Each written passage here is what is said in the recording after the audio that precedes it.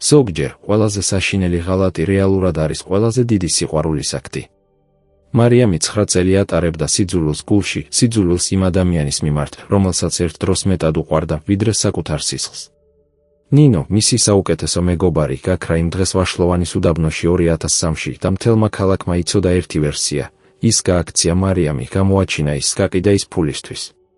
მაგრამ როდესაც ტელეფონი რეკავს 9 წლის შემდეგ და ხმა მეორე მხარეს ჩუმად ამბობს მე არასდროს არ გღალატე, მე შენ გადაგარჩინე, მარიამის სამყარო იწყებს ინგრევას. ის რაც ნინომ გააკეთა იმ დღეს, როდესაც ისინი დაინახეს რაღაც, რასაც არასდროს არ უნდა ენახათ, იყო არა ღალატი, ეს იყო მსხვერპლი, რომელსაც ადამიანი შეწირავს მხოლოდ ერთხელ ცხოვრებაში. მაგრამ ახლა, როდესაც ნინო კვდება, როდესაც მას რჩება მხოლოდ კვირები, ის გადასცემს მარიამს კონვერტს, რომელშიც არის 9 წლის მტკიცებულებები ერთ-ერთი ქვეყნის ყველაზე ძლიერი ადამიანის წინააღმდეგ.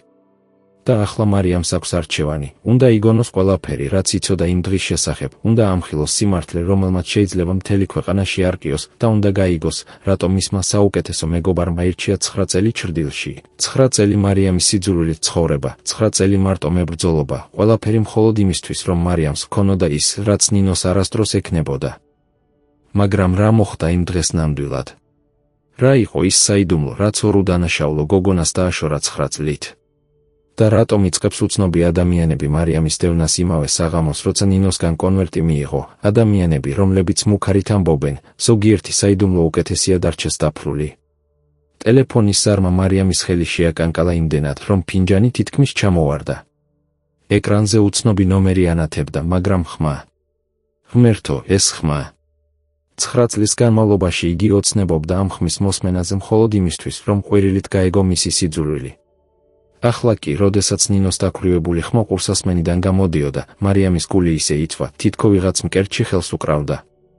მარიამ! ნინომ თქვა და ეს ორი მარცვალი მის სახელში იმდენი ტკივილით იყო გაჯერებული, რომ ჰაერიც თითქო გასქელდა, უნდა გესაუბრო. ნე. მე მალე მოვკვდები. თბილისის ძველი უბნის სამზარეულოში, სადაც მზის შუქი ფანჯრის გამძვინვარებულ მინაზე არეოდა, მარიამი გაშეშდა. მისი თავი ცარიელი იყო, მაგრამ გულში ათასობით გრძნობა იბნეოდა ერთდროულად. სიძულვილი, შიში, ტკივილი და რაღაც მესამე, რაც არ უნდოდა დაესახელებინა. რატომ? რატომ მირეკავ? მარიამის ხმა ჩურჩულებაზე მეტი არაფერი იყო. მან თვალები მოხუჭა, მაგრამ 2003-ის ზაფხულის სურათი მაინც გამოჩნდა წინ. ვაშლოვანის ცხელი ქვიშაფეხ ქვეშ. ნინოს სიცილი. მათი ორივეს ოცნებები იმ მოგზაურობაზე, რომელმაც ყველაფერი გაანადგურა. ნინო ხველდა. ეს არ იყო ჩვეულებრივი ხველა, ეს იყო ისეთი ხმა, რომელიც ფილტვების ღრმა ტკივილზე მიუთითებდა. იმიტომ რომ შენ უნდა იცოდე რა მოხდა. რა ნამდვილად მოხდა, შეჩერება. სუნთქვის ძალისხმევით აღება. მე არასდროს გღალატე, მარიამ. მე შენ გადაგარჩინე. მარიამის ხელები შეიკრა.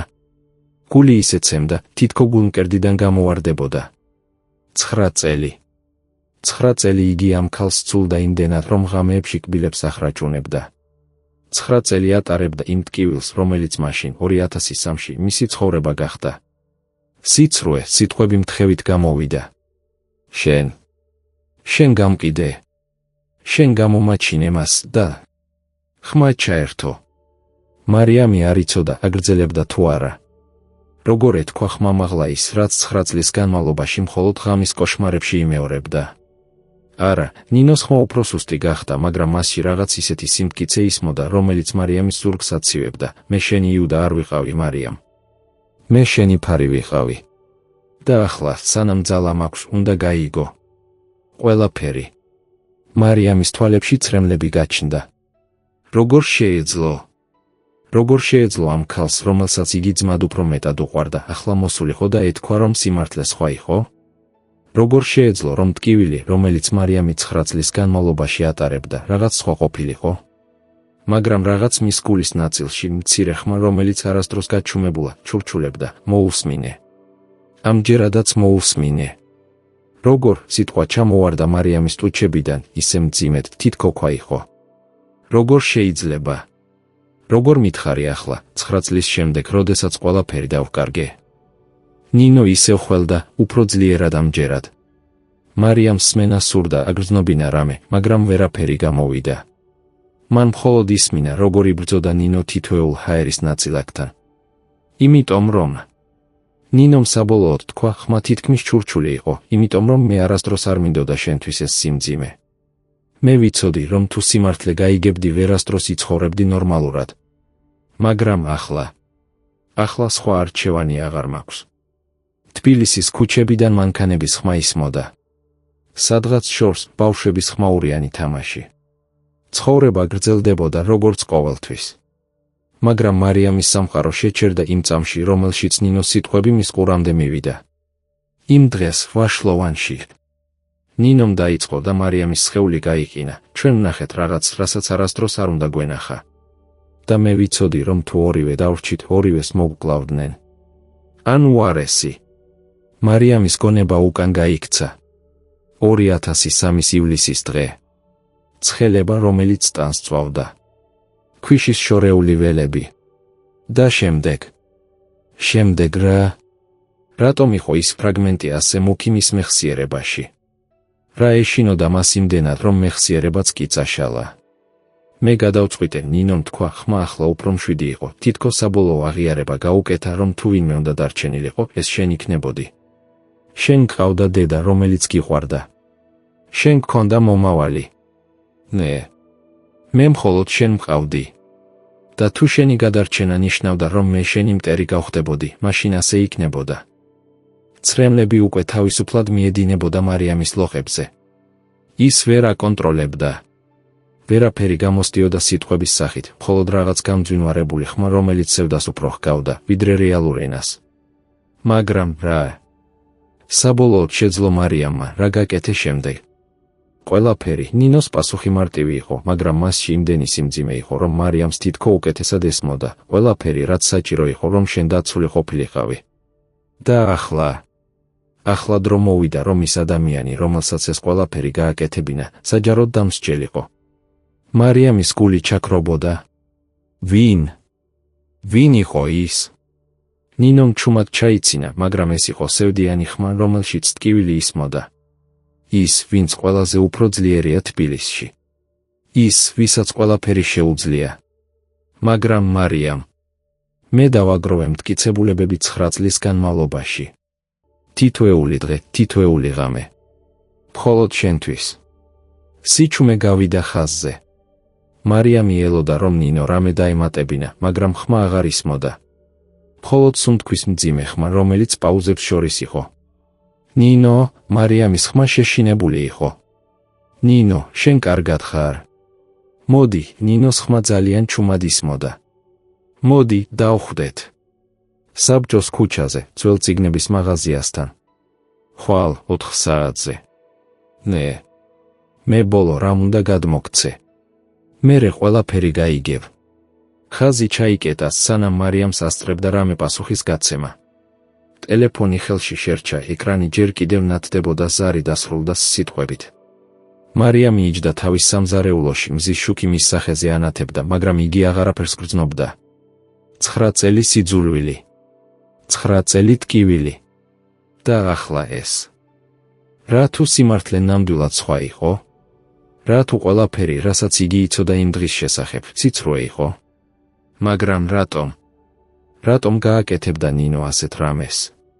რა შეეძლო 1000 ქალს, რომელიც ერთმანეთის სისხლად ითვლებოდნენ, ერთმანეთისგან მოეშორებინა 9 წლით? გარეთ ჩიტები ღიღინებდნენ, თბილისის ქუჩები ცოცხალი იყო ჩვეულებრივი დღის ხმაურით. მაგრამ მარიამი იჯდა უძრავად, ხელში ტელეფონით, გულში კითხვებით, რომლებზეც პასუხი მხოლოდ ხვალ შეეძლო მიეღო.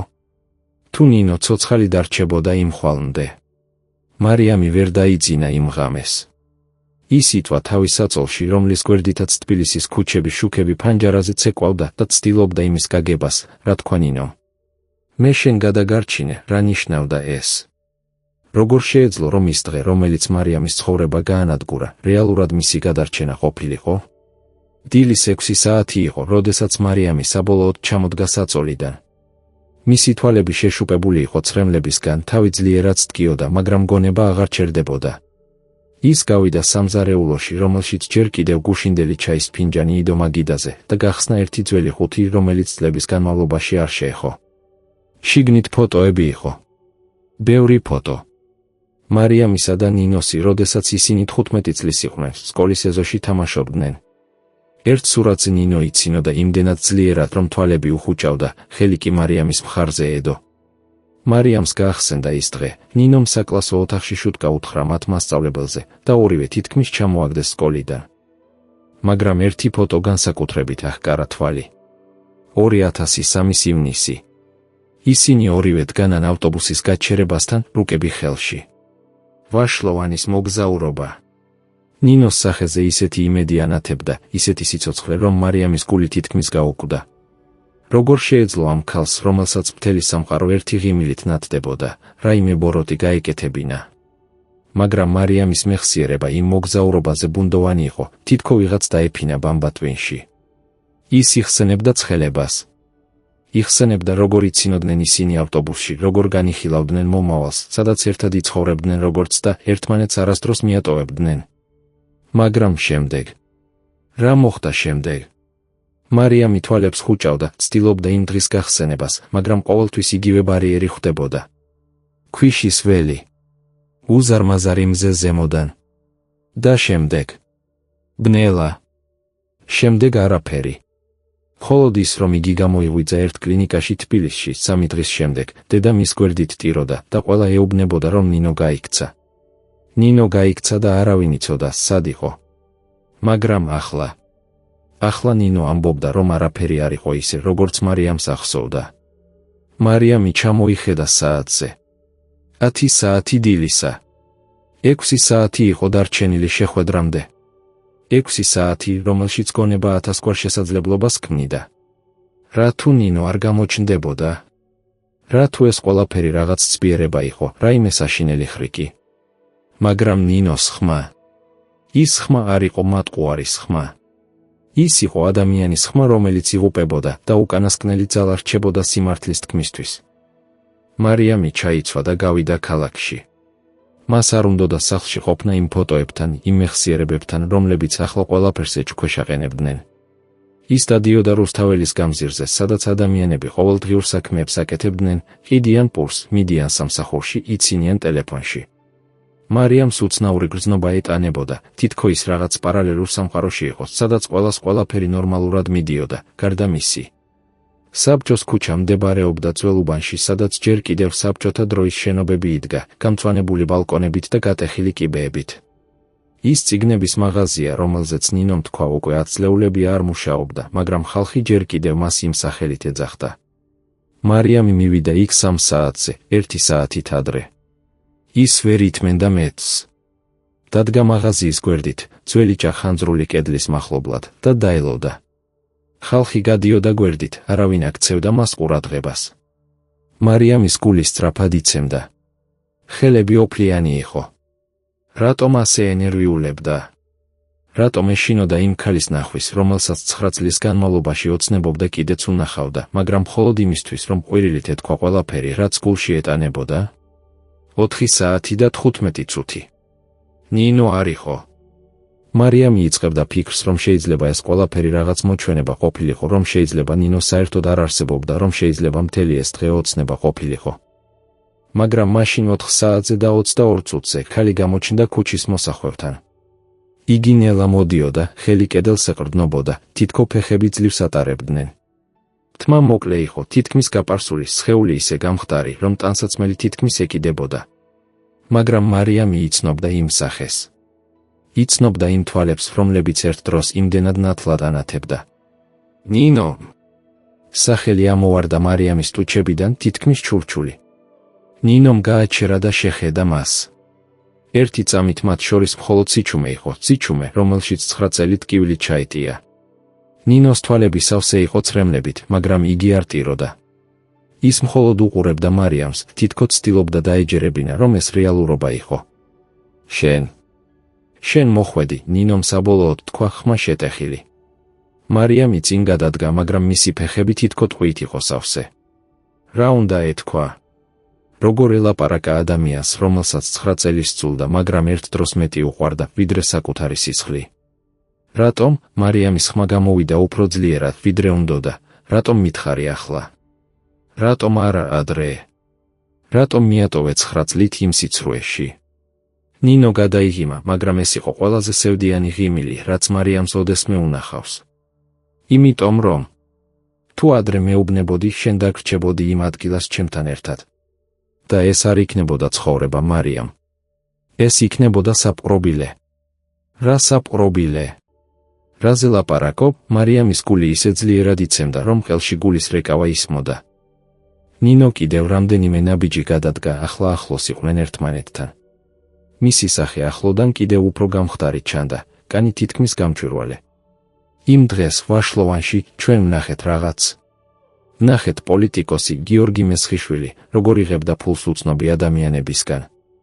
ვნახეთ, როგორ ესაუბრებოდნენ მძიმე რამეებზე რუსული კონტრაბანდის შესახებ, ფულის გათეთრების შესახებ. და ის ვნახა. მარიამის თვალები გაფართოვდა. გიორგი მესხიშვილი. ის სახელი, რომელსაც ყველა იცნობდა თბილისში.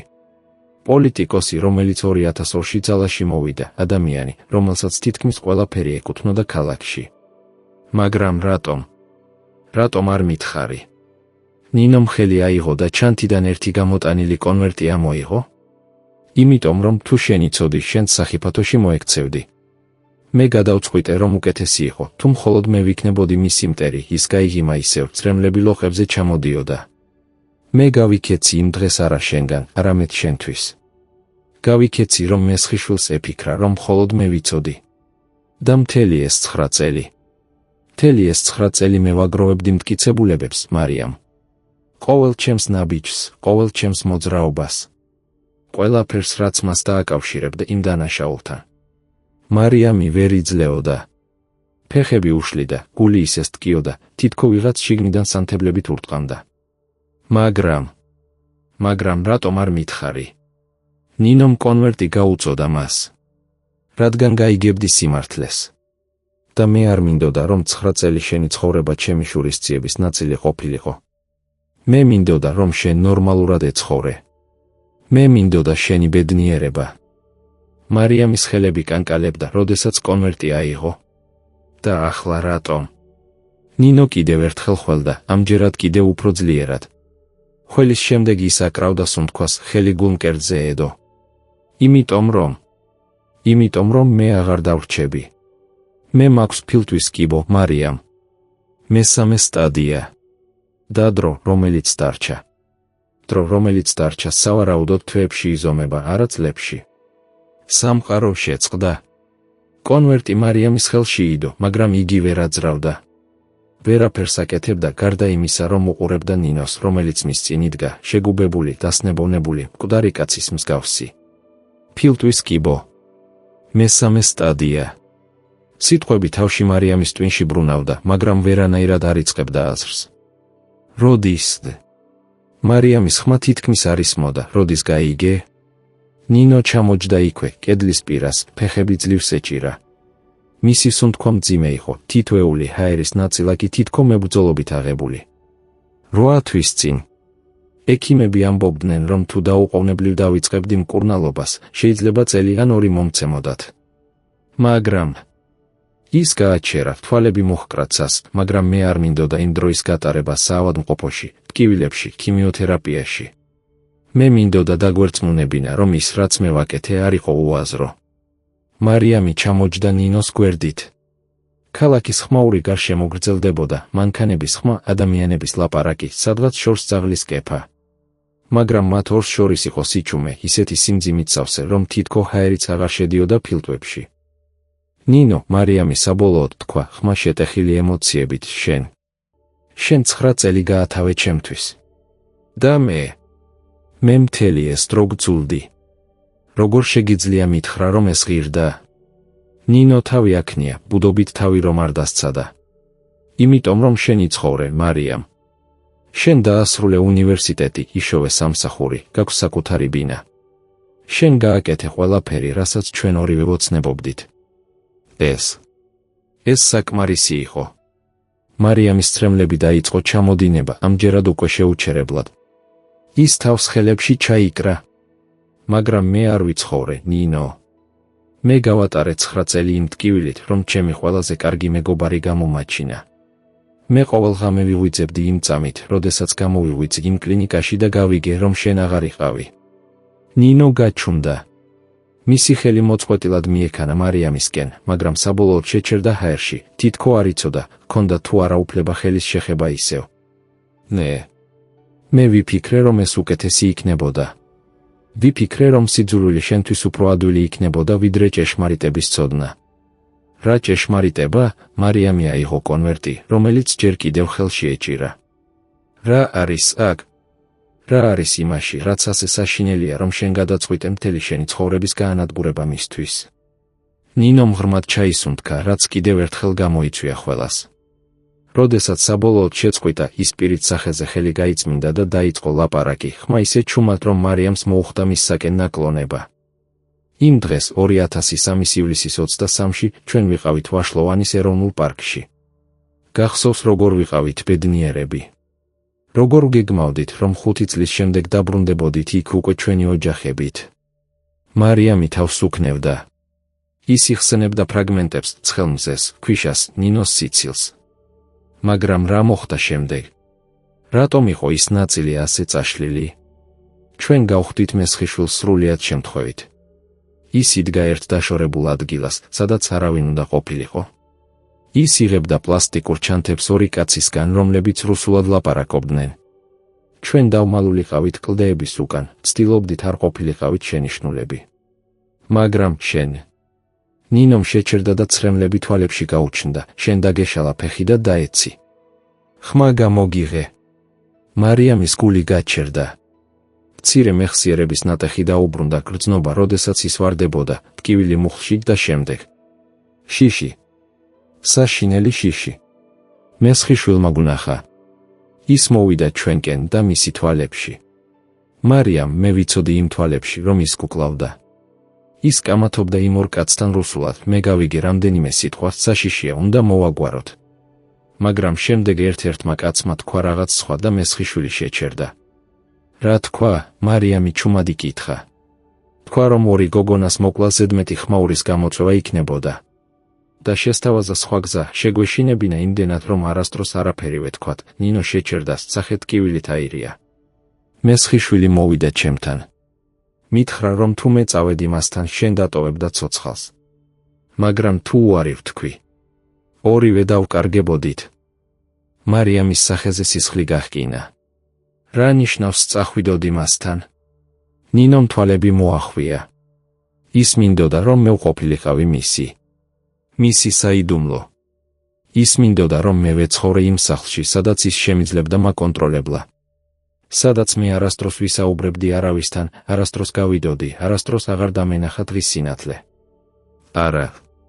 მარიამს სუნთქვა გაუჭირდა. მე დავთანხმდი იმიტომ, რომ შენ უნდა გადარჩენილიყავი. მაგრამ მან მითხრა ერთი პირობა, შენ უნდა გეფიქრა, რომ მე გამოგიყავ. შენ უნდა გეძულა იმდენად, რომ არასდროს არ მეძებდი.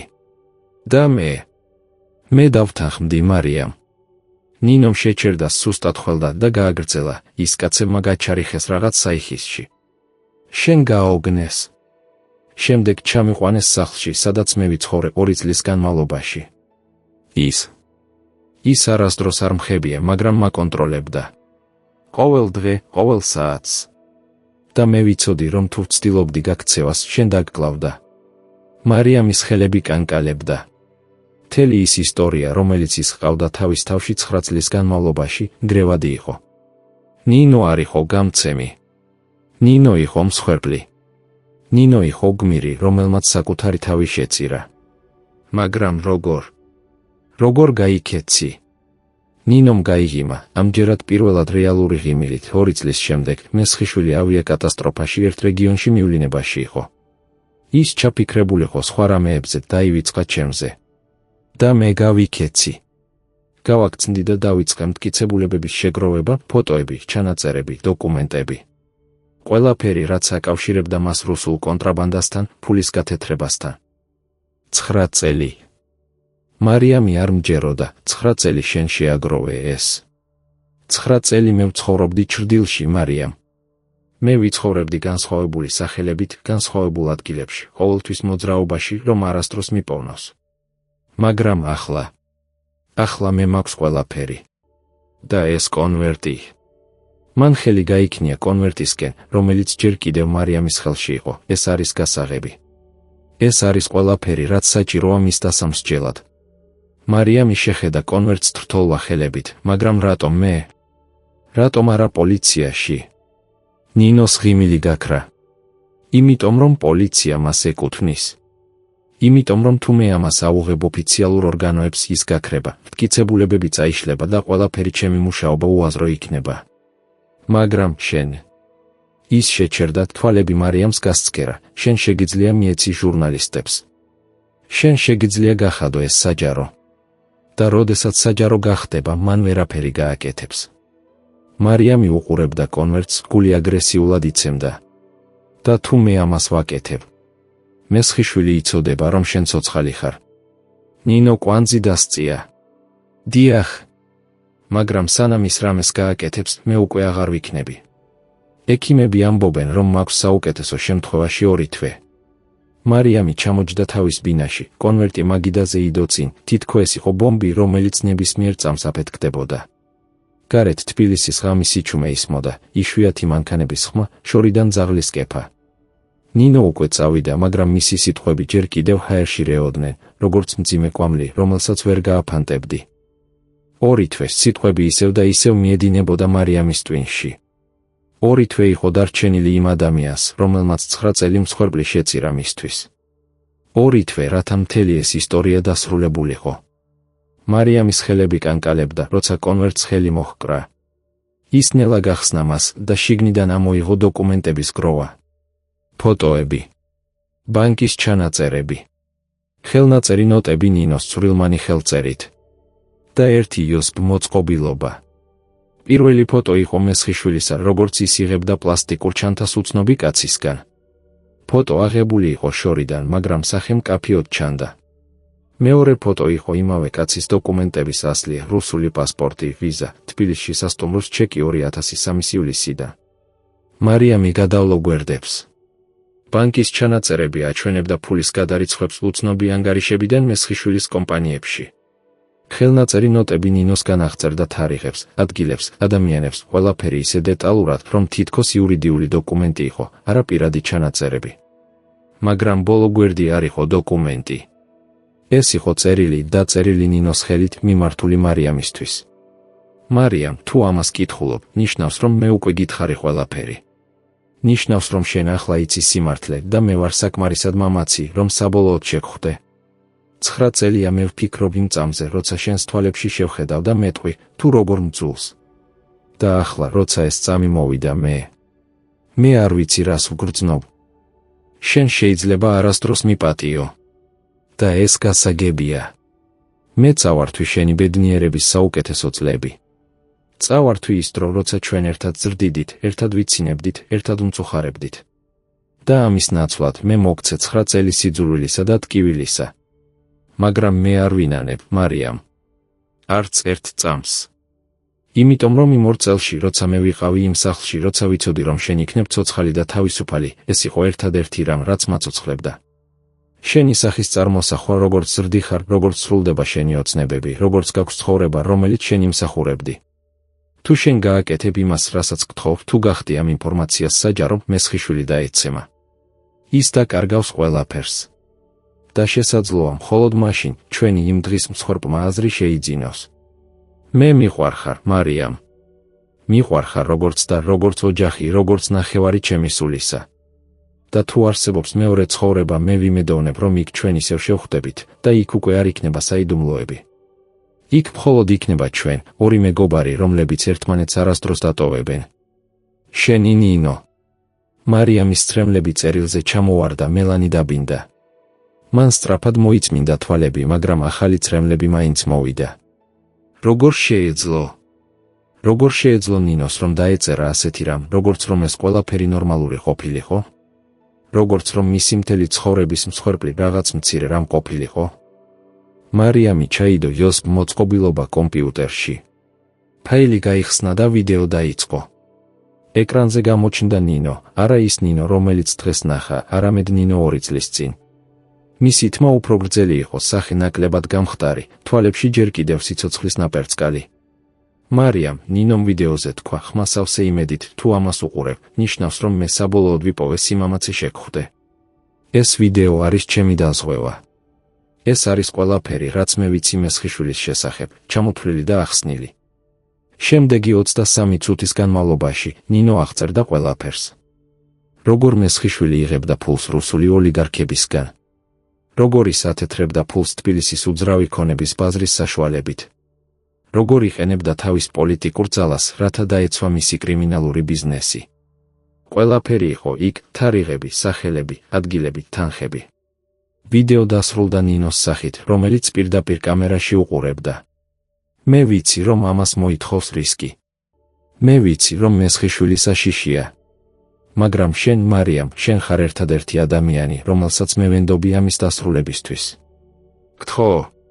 გთხოვ გააკეთე ეს. არა ჩემთვის. არა შურისძიებისთვის. არამედ იმიტომ, რომ ეს არის სწორი. ეკრანი გაუქმდა. მარიამი იჯდა სიჩუმეში, გული ისე ძლიერად იცემდა, რომ ყელში პულსი ისმოდა. ის იცოდა რა უნდა გაეკეთებინა. მან იცოდა, რომ ამ ინფორმაციით მას შეეძლო გაენადგურებინა მესხიშვილი. მაგრამ ის აგრეთვე იცოდა, რომ ამას რისკი მოჰყვებოდა. მესხიშვილი არ იყო ადამიანი, რომელიც უბრალოდ მიეცემოდა. მაგრამ შემდეგ მარიამმა გაიხსენა ნინოს სახე დღეს როგორ გამხდარი იყო, როგორ ჭირდა სუნთქვა, როგორ ისმოდა სიკვდილი მის ხმაში. ის გაიხსენა 9 წელი, რომელიც ნინომ გაატარა ჩრდილში, მარტო დაშინებული, მაგრამ მაინც იბრძოდა. მარიამი წამოდგა და ჩაიდო დოკუმენტები ჩანთაში. ის იცოდა რას აკეთებდა. იცოდა, სად წავიდოდა. თბილისში იყო ერთი ჟურნალისტი, თამარ ლომიძე, რომელიც ცნობილი იყო თავისი გამოძიებებით კორუფციის წინააღმდეგ.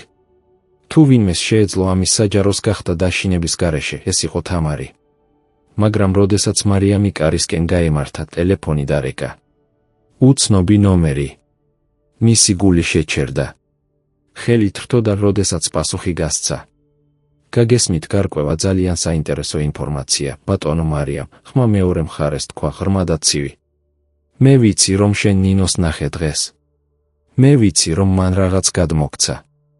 და მე ძალიან გთხოვ, არ გააკეთო რაიმე უგუნური. მარიამის სუნთქვა შეწყდა. ვინ ხარ? კაცმა ჩაიცინა, სიცილი ისე ცივი იყო, რომ მარიამს კანი აქუსლდა.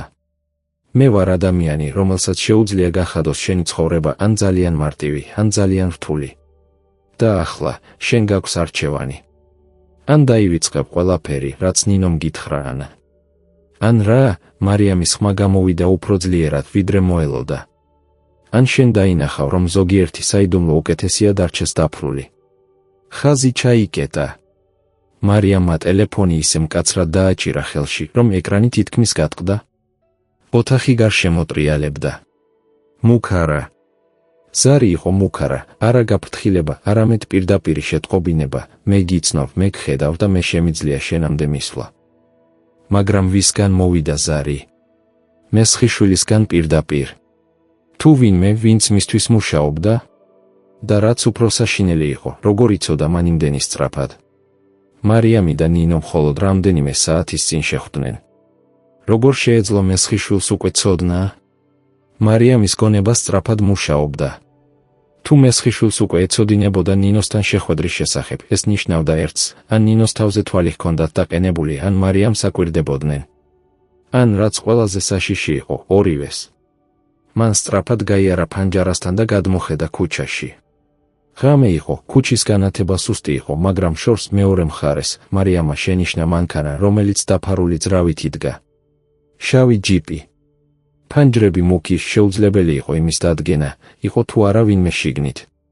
გული აგრესიულად უცემდა. რამდენი ხანია ის მანქანა იქ იდგა? რამდენი ხანია ის აკვირდებოდა მას?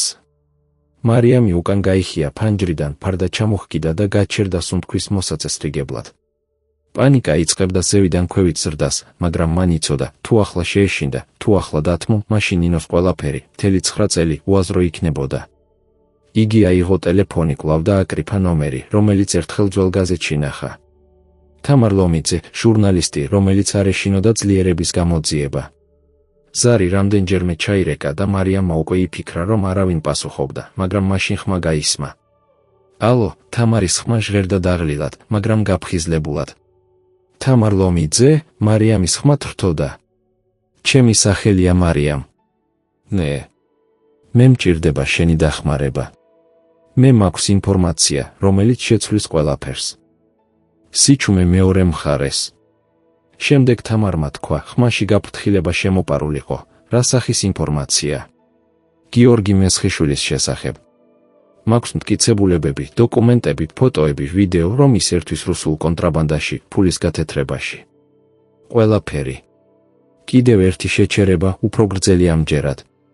მარიამმა თითქმის ესმოდა, როგორ ფიქრობდა თამარი მეორე მხარეს. სად ხარ? თამარმა საბოლოოდ თქვა. სახლში. მაგრამ მე ვფიქრობ, რომ ისინი მაკვირდებიან. ნე. მე მივიღე მუქარის ზარი 10 წუთის წინ. მოისმინე ჩემს ყურადღებით, თამარმა თქვა, ხმა ახლა ძალიან სერიოზული. არაფერი შეეხო. არ დატოვო სახლი. მე მოვალ შენთან 1 საათში, მაგრამ მანამდე ნუ დარეკავა არავის. ნუ გააჩერებ კარი. და ყველაზე მთავარი, დამალე ის მტკიცებულებები სადმე უსაფრთხოდ. არა შენს კომპიუტერში, არა სახლში თვალსაჩინო ადგილას. გესმის? დიახ, მარიამი თქვა, თუმცა მისი ხელები ჯერ კიდევ კანკალებდა. კარგი. დამიცადე. ხაზი ჩაიკეტა. მარიამი დადგა იქ, ტელეფონი ხელში, გონება კვლავ 1000 კითხვით სავსე. შეეძლო თამარს ენდო? რა თუ თამარიც მესხიშვილის ხალხში იყო? რა თუ ეს ყველაფერი ხაფანგი იყო? მაგრამ არჩევანი არ გააჩნდა. თუ ის არაფერს გააკეთებდა, ნინოს მსხვერპლი უაზრო იქნებოდა. თუ ის ახლა დანებებდა, მესხიშვილი გაგრძელებდა თავის კრიმინალურ საქმიანობას და არავინ ოდესმე არ გაიგებდა სიმართლეს. მარიამმა აიღო კონვერტი და დოკუმენტები. სად დამალოს? თუ მესხიშვილის ხალხი მოდიოდა და იგი იცოდა, რომ შესაძლოა მოსულიყვნენ, ისინი გადაამოწმებდნენ ყველა ჩვეულებრივ ადგილს. ქვეშ საწოლის. ძალიან აშკარა. კარადაში. იგივე.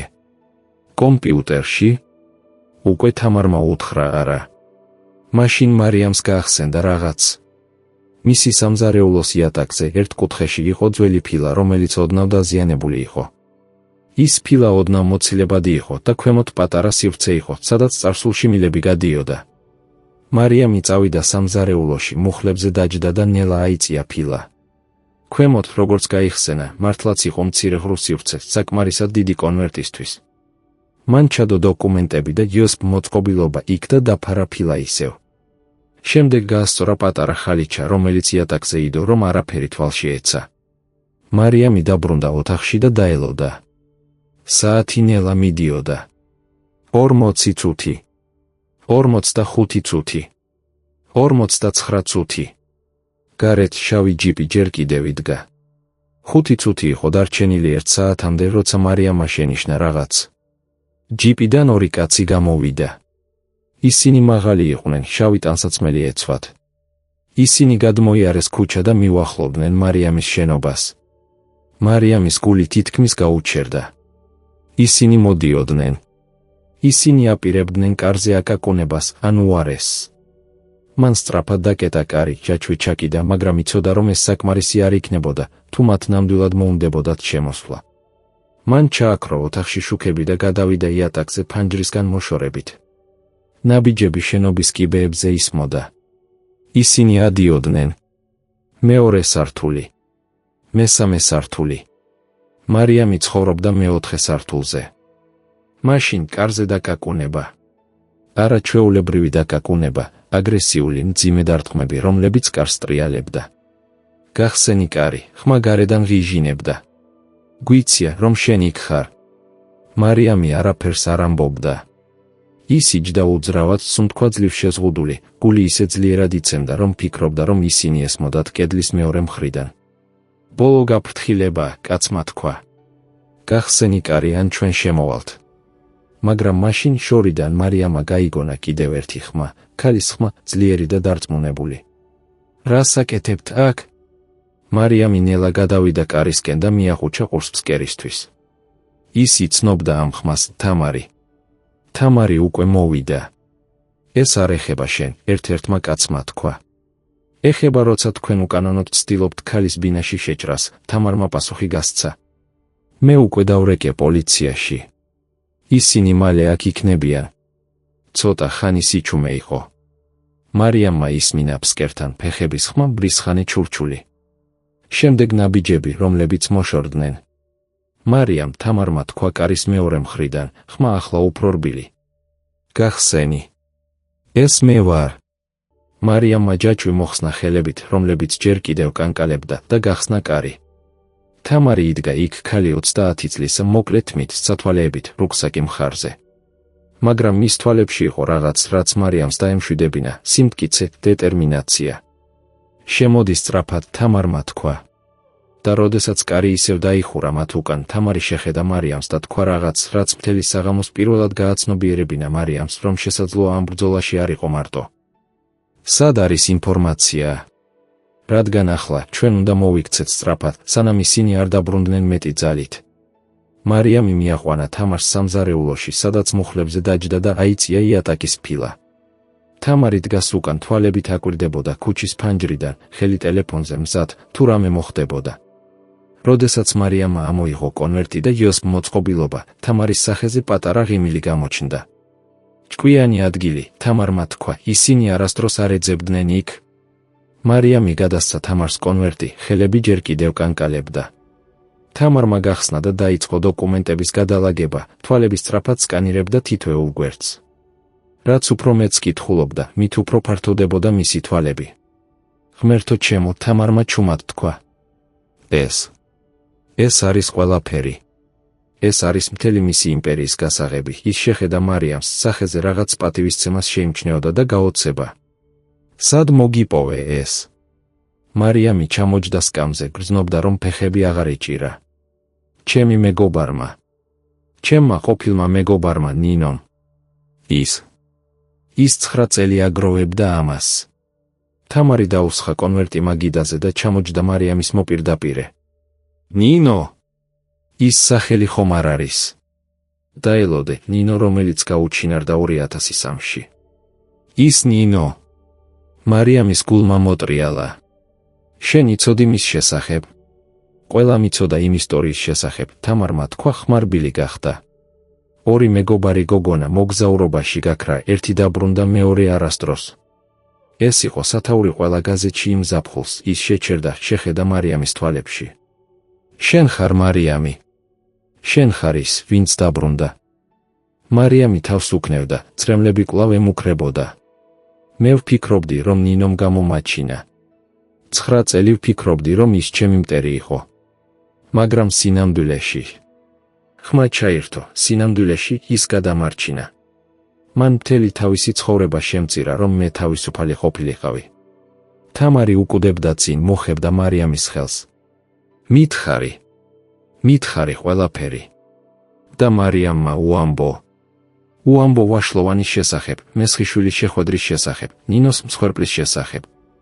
უამბო იმ 2 წლის შესახებ, როცა ნინო იყო მესხიშვილის პატიმარი, და იმ 9 წლის შესახებ, როცა იგი აგროვებდა მტკიცებულებებს ჭრდილში. თამარი ისმენდა ყოველ სიტყვას, ხანდახან კითხვებს სვამდა, მაგრამ არასდროს არ აწყვეტინებდა. როცა მარიამი დაასრულა, ორივე იჯდა სიჩუმეში რამდენიმე წამს. თამარმა საბოლოოდ უკუ გაიხია სკამზე და ღრმად ამოიძახა.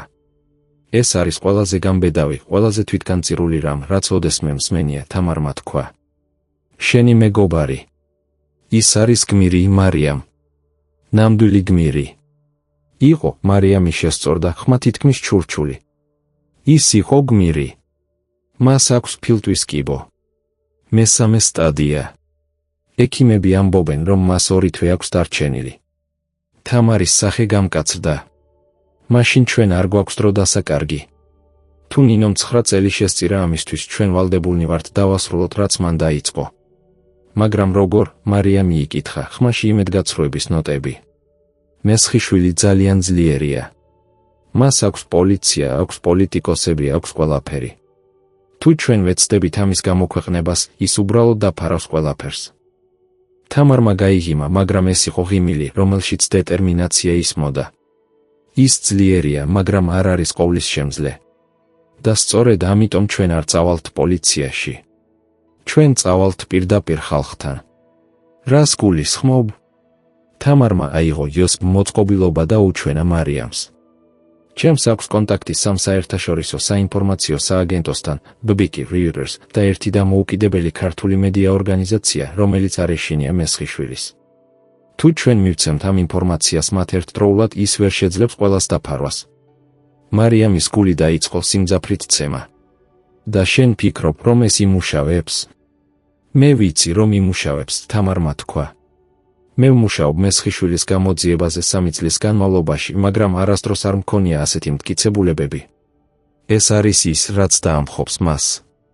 მაგრამ მაშინ მარიამა გაიხსენა ის ზარი, ის ხმა, რომელმაც მას მუქარა გაუკეთა. მაგრამ რა მოხდება შენთან? ჩემთან? თუ ჩვენ გამოვაქვეყნებთ ამას, მესხიშვილი იცოდა, რომ ჩვენ ვიყავით. თამარი თავს უქნევდა. იმიტომაც ჩვენ არ დავაბრალდებით როგორც წყარო. ჩვენ მივცემთ ამას ანონიმურად. და როდესაც ისტორია გამოვა, ჩვენ უკვე იქნებით დაცულები საჯარო ყურადღებით. მესხიშვილს არ შეიძლება რამე გააკეთოს ორი ქალის წინააღმდეგ, რომლებიც უეცრად დაიჭერენ ან დაიხოცენ რამდენიმე დღეში მისი სკანდალის გამოქვეყნების შემდეგ. ეს იქნება ზედმეტად თვალშისაცემი. მარიამი ფიქრობდა ამაზე. ეს გონივრულად ჟღერდა, მაგრამ ჯერ კიდევ რისკი იყო. და თუ რამე არასწორად წავიდა, მაშინ ჩვენ ორივე ვიქნებით საფრთხეში, თამარმა გულწრფელად თქვა. მაგრამ მარიამ, თუ ჩვენ ახლა არაფერს გავაკეთებთ, ნინოს მსხვერპლი იქნება უაზრო. მესხიშვილი გაგრძელებს თავის საქმიანობას. და შემდეგი ადამიანი, ვინც შეეცდება მის დაჭერას, იქნება არც იღბალს ეღირსება, რაც ნინოს ჰქონდა, მეგობარი, რომელიც ყველაფერს მისწირავს. მარიამი იცოდა, რომ თამარი მართალი იყო. იცოდა, რომ ამას უნდა ეკეთებინა.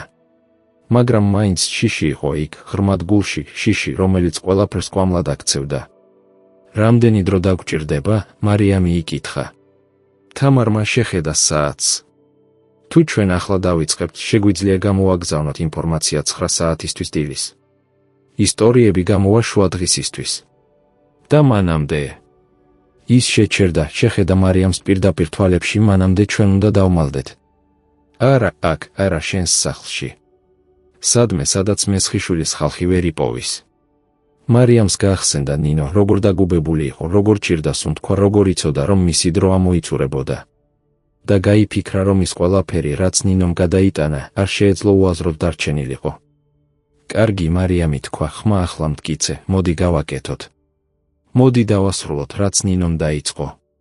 თამარმა თავი დაუქნია და დაიწყო დოკუმენტების ფოტო გადაღება მისი ტელეფონით, ერთდროულად იოსებ მოწყობილობა ლეპტოპში ჩართო და დაიწყო ფაილების კოპირება რამდენიმე ადგილზე, ღრუბელი, შიფრული ელექტრონული პოსტა და ერთი სარეზერვო იოსებ. მაგრამ როცა თამარი ამუშავებდა, მარიამს თავი კვლავ ნინოსკენ მიემართებოდა.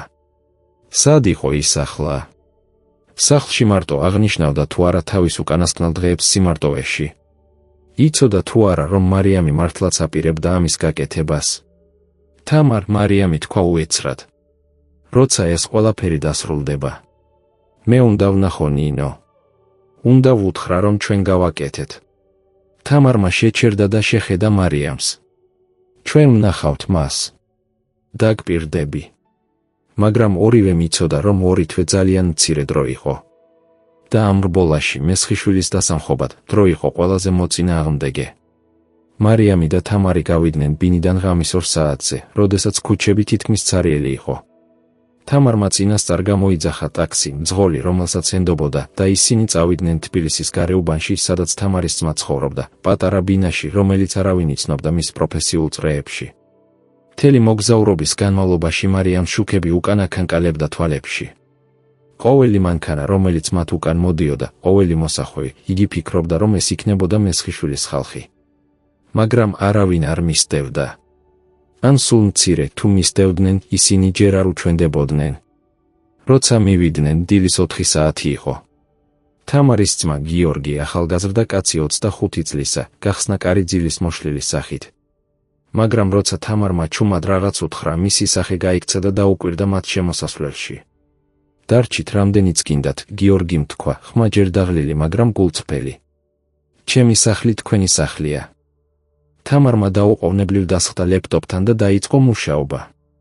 მარიამი დგას გვერდით, უყურებდა, როგორ აკრიფებდა თამარი ელფოსტებს, როგორ ახვევდა დოკუმენტებს, როგორ ამზადებდა ყველაფერს გაგზავნისთვის. ყოველი კლავიშის დაჭერა იყო კიდევ ერთი ნაბიჯი ნინოს სიზმრების რეალიზაციისკენ. გავაგზავნე, თამარმა თქვა დილის 7 საათზე, ხმა დაღლილი, მაგრამ ტრიუმფალური. Bwickes Viewers და თავისუფალ მედიას. ყველამ მიიღო. ისინი ამბობენ, რომ ამოწმებენ ინფორმაციას და თუ ყველაფერი დადასტურდება, გამოაქვეყნებენ დღეს შუადღისთვის. მარიამს თავი ტრიალებდა.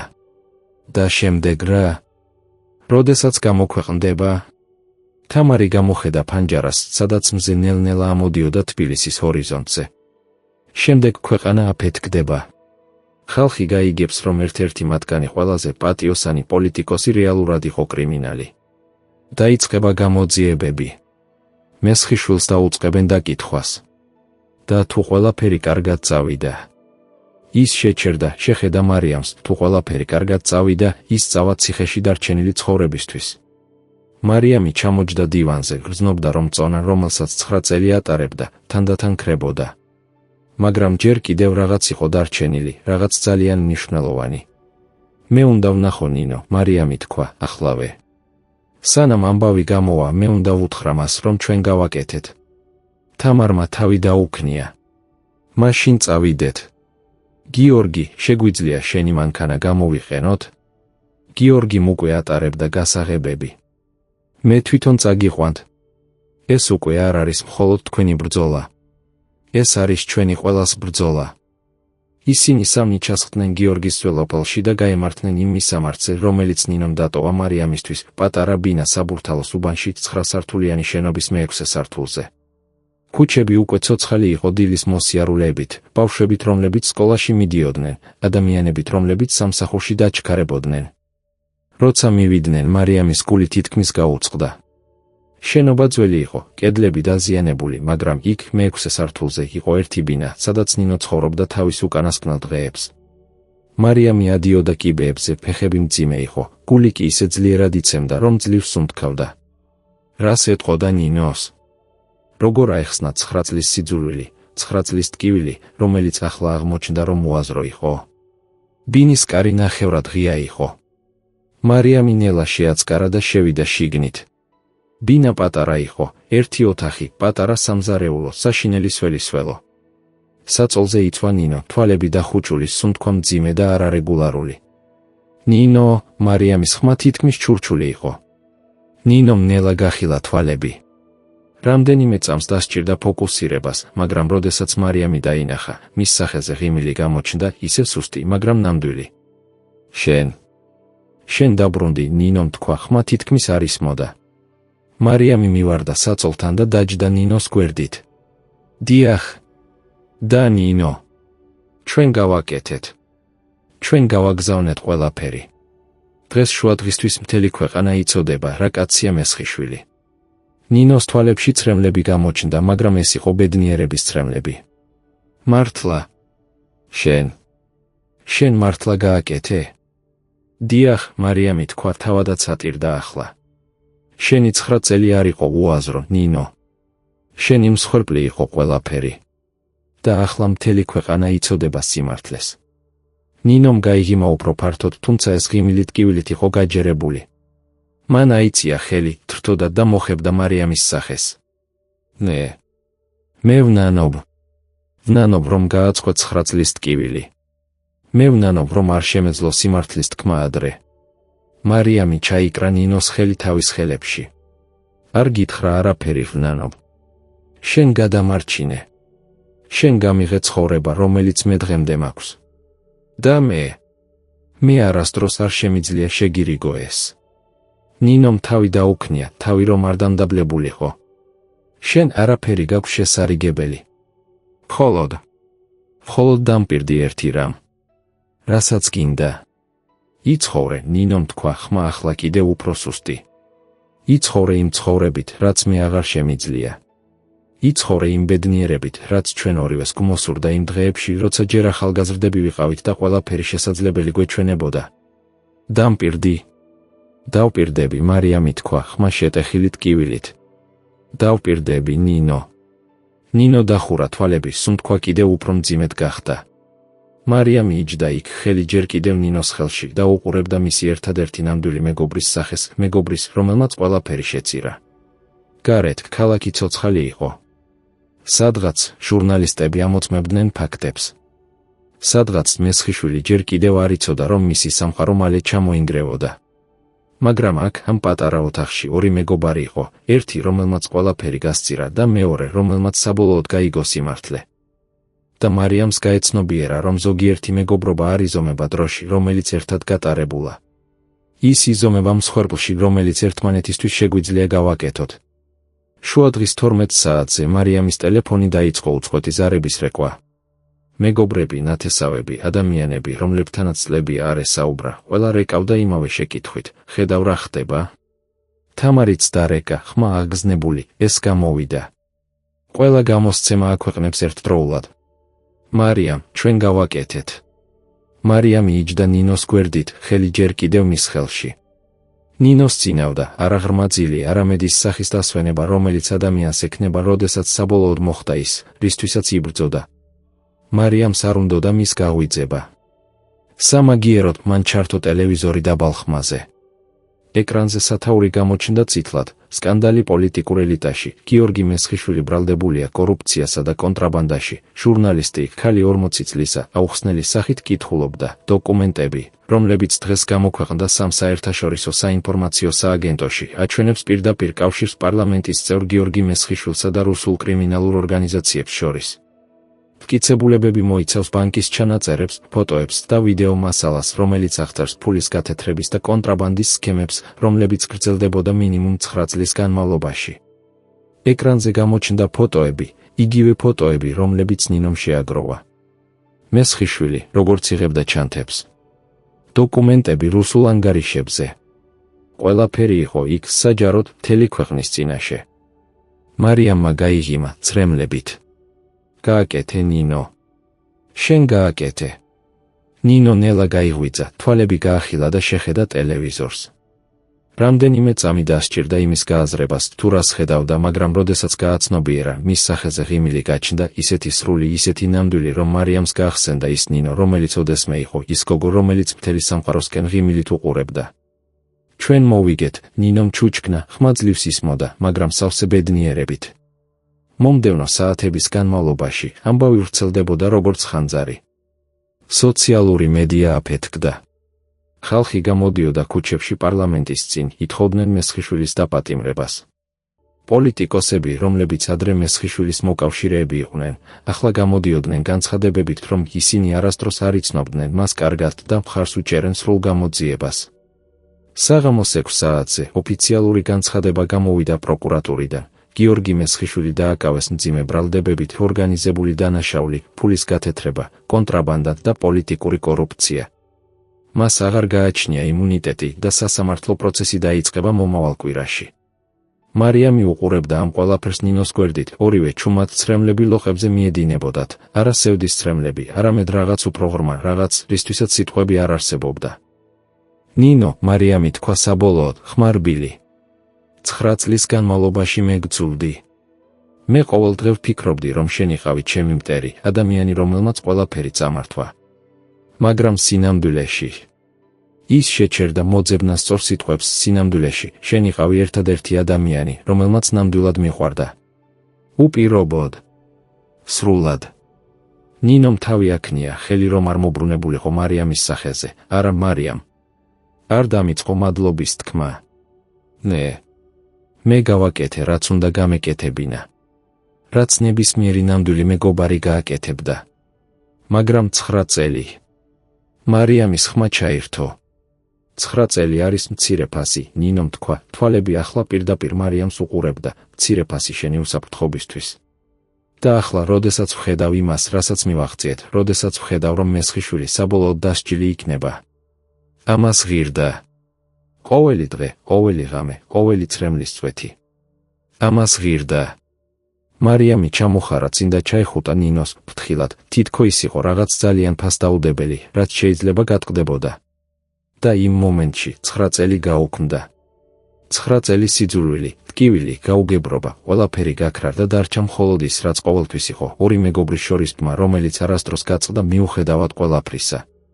მომდევნო 2 კვირის განმავლობაში მარიამი ყოველდღე სტუმრობდა ნინოს.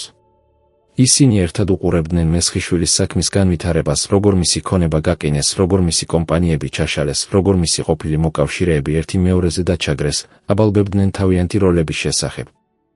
მაგრამ ნინოს მდგომარეობა უარესდებოდა. სუნთქვა უფრო მძიმე იყო ყოველ დღე. ტკივილი უფრო ძლიერი. ექიმები ამბობდნენ, რომ დარჩენილი დრო კვირებში იზომებოდა, არა თვეებში. 11 დღის შემდეგ, იმ პირველი ზარის შემდეგ, მარიამი ისევ იჯდა ნინოს გვერდით. გარეთ თოვლი იწყებოდა, დეკემბრის პირველი თოვლი, რომელიც თბილის თეთრ საბანს აფარებდა. ტელევიზორი ჩართული იყო დაბალ ხმაზე. სასამართლომ ახლახან გამოუშვა განაჩენი, გიორგი მესხიშვილი დამნაშავედ ცნეს ყველა ბრალდებით. 25 წელი ციხეში, ქონების ჩამორთმევით. ნინომ გაიღიმა, თვალები დახუჭული, სუნთქვა ძლივ შესამჩნევი. ჩვენ მოვიგეთ, მარიამ. საბოლოოდ მოვიგეთ. დიახ, მარიამი თქვა, ხელი ნინოს ხელში. შენ მოიგე, ნინო. შენ 9 წლის ბრძოლა მოიგე. ნინომ ნელა გაახილა თვალები, უკანასკნელად შეხედა მარიამს. დაპირება გახსოვს. რომელი? მარიამი იკითხა, თუმცა იცოდა. რომ იცხოვრებ. რომ იქნები ბედნიერი. რომ გააკეთებ ყველაფერი, რაც ჩვენ ორივეს გვოცნებოდა. დავპირდი, მარიამი თქვა, ხმა ახლა ძლიერი, მიუხედავად ცრემლებისა. დავპირდი, ნინო. და მე შევასრულებ. ნინომ თავი დაუქნია, ერთი ბოლო ღიმილი. კარგი. მაშინ მე შემიძლია დასვენება. და ისე ნელა, მშვიდად, ნინოს სუნთქვა გახდა უფრო ნელი, უფრო სუსტი, სანამ საბოლოოდ შეჩერდა. მარიამი იჯდა იქ, ხელი ჯერ კიდევ ნინოს ხელში, ცრემლები თავისუფლად მიედინებოდა, მაგრამ არა მხოლოდ სევდის ცრემლები. ეს იყო რთული ნარევი, სევდა და კარგვის გამო, მაგრამ აგრეთვე მადლობა იმის გამო, რომ ჰყავდა ასეთი მეგობარი, პატივისცემა იმ მსხვერპლის მიმართ, რაც ნინომ გასწირა და დაპირება, რომელიც ახლა მარიამის გულზე იცვა როგორც წმინდა მოვალეობა. გარეთ თბილისი დაფარული იყო თოვლით. ქალაქში ცხოვრება გრძელდებოდა, ადამიანები იცინოდნენ, ტიროდნენ, იბრძოდნენ, იმედოვნებდნენ. და მარიამი იცოდა, რომ ის იქნებოდა ნაწილი იმ ცხოვრებისა. ის იცხოვრებდა არა მხოლოდ საკუთარი თავისთვის, არამედ ნინოსთვისაც, იმ გოგოსთვის, რომელმაც ყველაფერი გასწირა, რომ მისი მეგობარი ბედნიერი იყოს. ზოგჯერ ყველაზე დიდი სიყვარული არ არის ის, რომელიც ხმამაღლა ითქმება. ზოგჯერ ეს არის სიყვარული, რომელიც ჩუმად მსხვერპლდება, რომელიც გამოუსაქნებლად იბრძვის, რომელიც იცის, რომ შესაძლოა არასდროს არ მიეღოს აღიარება, მაგრამ მაინც არჩევს სიყვარულს ყოველ დღე. და მარიამი ახლა ატარებდა ამ გაკვეთილს თავის გულში, გაკვეთილს, რომელიც ნინომ მას ასწავლა არა სიტყვებით, არამედ მთელი თავისი ცხოვრებით. ზოგჯერ ყველაზე დიდი სიყვარული არ არის ის, რომელიც ხმამაღლა ითქმება ყვავილებითა და სიტყვებით. ზოგჯერ ეს არის სიყვარული, რომელიც ჩუმად იბრძვის ჩრდილში, რომელიც იტანს ლების სიმარტოვეს, რომელიც იღებს სხვისი სიძულვილის ტვირთს, მხოლოდ იმისთვის, რომ საყვარელი ადამიანი იცხოვროს თავისუფლად. ნინომ შესწირა არა მხოლოდ 9 წელი, მან შესწირა საკუთარი იდენტობა, საკუთარი სახელი, საკუთარი ბედნიერების ყოველი შესაძლებლობა. და კითხვა, რომელიც ჩვენ ყველას უნდა დავსვათ საკუთარ თავს არის, ვინმეს შევწირავდით თუ არა იმას, რასაც ნინომ შესწირა. ვისთვის გავაკეთებდით ასეთ მსხვერპლს? და რაც კიდევ უფრო მნიშვნელოვანია, თუ ვიღაც ჩვენთვის გააკეთებდა ასეც, შევძლებდით თუ არა იმის დანახვას, როცა უკვე გვიან არ იქნება. მარიამმა 9 წელი გაატარა მცდარ სიმართლეში ცხოვრებით, მაგრამ როცა საბოლოოდ გაიგო რეალობა, მან აირჩია არა შურისძიება, არამედ პატივისცემა იმ მსხვერპლის მიმართ, რაც მისთვის გაიღეს. მან აირჩია ნინოს ბრძოლის დასრულება, მისი ოცნების რეალიზაცია, მისი დაპირების შესრულება. და ეს არის ნამდვილი მეგობრობის არსი, არა მხოლოდ ბედნიერ დღეებში თანაყოფნა, არამედ იმ ბრძოლების გაგრძელება, რომლებსაც სხვამ ვერ დაასრულა. თუ ეს ისტორია შეეხო თქვენს გულს, თუ ნინოსა და მარიამის მეგობრობამ გააფიქრათ საკუთარ ურთიერთობებზე, გთხოვთ დააჭიროთ ლაიქს, გააზიაროთ ეს ისტორია სხვებთან და გამოიწეროთ ჩვენი არხი მეტი ასეთი ამბების მოსასმენად. რადგან ზოგიერთი ისტორია უბრალოდ გასართობად არ არის, ზოგიერთი ისტორია არის იმისთვის, რომ შეცვალოს ის, თუ როგორ ვუყურებთ სიყვარულს, მეგობრობას და იმ მსხვერპლს, რომელსაც ადამიანები ერთმანეთისთვის ჩუმად შეწირავენ. ახლა შენ იცი სიმართლე. ახლა შენ იცი, რომ ზოგჯერ ის, ვისაც ჩვენ მტრად ვთვლით, რეალურად არის ჩვენი უდიდესი მფარველი. და ეს სწავლება, ეს გაკვეთილი იმის შესახებ, რომ არასდროს უნდა მსჯელობდეთ რაიმეზე, სანამ არ იცით მთელი ისტორია, არის რაღაც, რაც ყველამ უნდა გავიხსენოთ ყოველ დღე. რადგან შესაძლოა სადღაც ვიღაცის ცხოვრებაში ჩვენც ვართ ის ნინო, ადამიანი, რომელსაც არავინ იცნობს, არავინ აფასებს, მაგრამ რომელიც ჩუმად იბრძვის, რათა სხვა მიცხოვროს. ან შესაძლოა ჩვენ ვართ მარიამი, ვცხოვრობთ იმის უცოდველობაში, თუ ვინ ნამდვილად გვიცავს ჩრდილში. ნებისმიერ შემთხვევაში ეს ისტორია გვახსენებს, ყოველთვის ეძებეთ სიმართლე, ყოველთვის აფასებდეთ მსხვერპლს და ყოველთვის იცხოვრეთ იმ ღირსებით, რომელსაც სხვები თქვენთვის შესწირეს.